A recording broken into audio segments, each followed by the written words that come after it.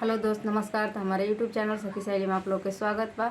आए तीज के गीत सुनल जा, बहुत प्यारा सा गीत बा।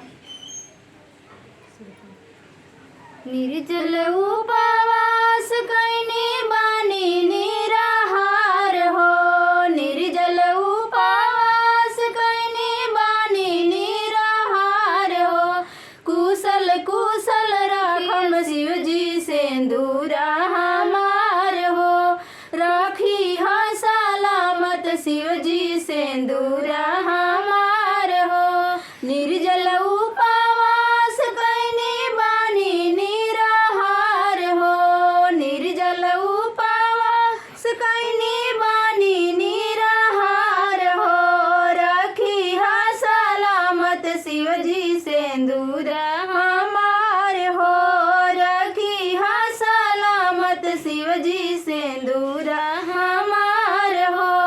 जैसे देना शिव जी गौरा के प्यार हो, जैसे देना शिव जी गौरा के प्यार हो। वैसे ही माने हमके पियावा हमार हो, वैसे ही माने हमके पियावा हमार हो। आरती देखारी न थारी में दिया बार हो, आरती देखाई न थारी में दिया बार हो।